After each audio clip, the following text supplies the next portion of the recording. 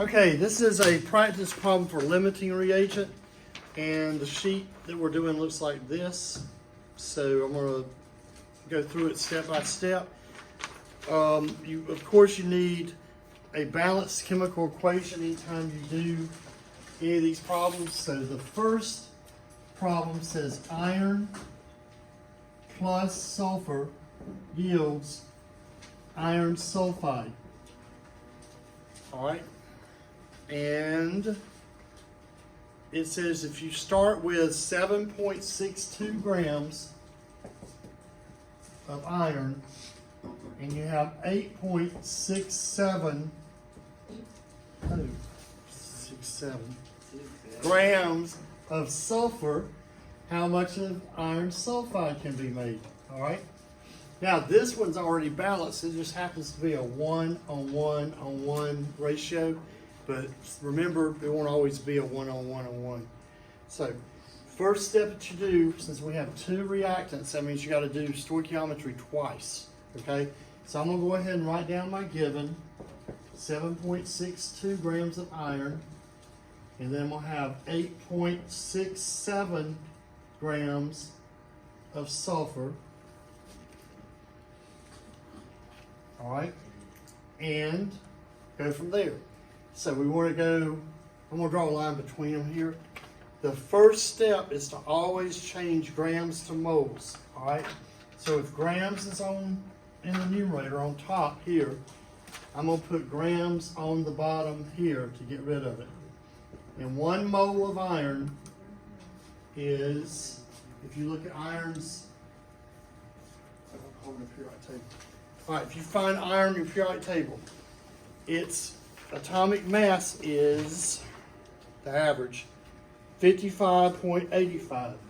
So I'm going to put 55.85 on the bottom. All right. So I change grams into moles. All right. The third or next step is a mole to mole ratio. So I'm going to say how many moles of iron to how many moles of iron sulfide. All right. So it happens to be a 1 mole to 1 mole ratio, and moles cancel.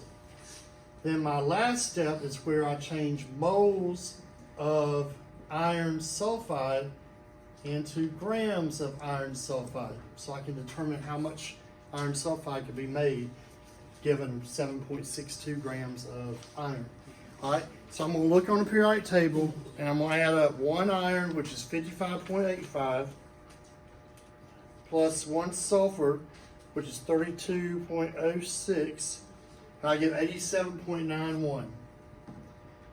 Now, this last step is going to be identical for the next reagent or reactant. So that's the nice thing. You don't have to, if you make sure that's correct.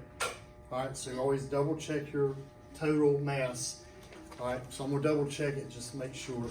So I said iron is 55.85 plus sulfur is 32.06.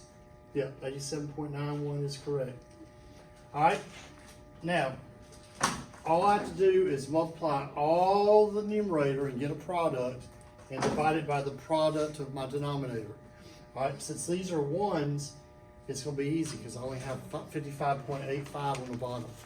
All right, so I'm going to say 7.62 times 87.91 equals divided by 55.85. All right, and I get 11.99 grams of iron sulfide. All right, now I have to do it for the grams of sulfur that we're given. All right, so I'm going to put grams of sulfur on the bottom because I want to get rid of it. So 1 mole of sulfur, and I look at the periodic table and find the average atomic mass, which is 32.06. I put it on the bottom, 32.06. Grams will cancel. Now I've got to do a mole to mole ratio. That's always my next step. So how many moles of sulfur to how many moles of iron sulfide? Again, for this problem, it's a 1:1. So for every 1 mole of sulfur, it's 1 mole of iron sulfide. Moles of sulfur cancel. And then I want to change moles back into grams. And it's gonna be that step right there. So 1 mole of iron sulfide is 87.91 grams. All right. Now on this one, I gotta multiply all the numerators. So I'm gonna say 8.67 times 87.91 equals divided by 32.06 equals. And I get 23.77 grams. All right. So, which reactant made the least amount of product? Iron. So iron for this reaction, given the amounts that are up there, iron becomes my limiting reagent. Now, do not make the misconception, this oftentimes gets made, oh, I have less of that to begin with, so that must be the limiting reagent. No, you could have had more of it and it turned out to be. You have to do the stoichiometry to find the limiting reagent. You can't go by just, oh, I started out with the least amount, therefore it's the LR. This time it happened to turn out that way, but you have to do the calculations in order to find the limiting reagent. So that means that once you use up 7.62 grams of iron, the reaction's done. Anything beyond 8.67 would be leftover in excess. All right. So once you have this amount and you make that much product, anything extra is just in excess. So limiting reagent, that's how you do number 1, and that's how you show your work. So just to recap what we did, so that you're clear on it, you're going to say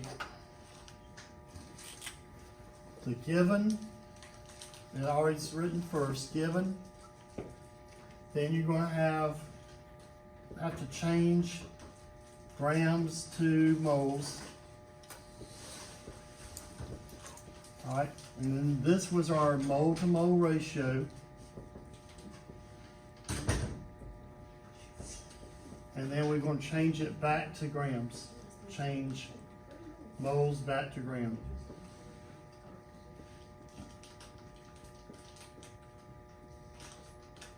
So they all work the same. So every time you do any of these problems, it's going to be you write the given down in grams. Now, if they had started with moles, then that would cut out a step for you. But this problem started with grams. So you're going to write grams, convert the grams to moles, do a mole to mole ratio, and then convert moles back to grams. And that's how you do a typical limiting reagent problem.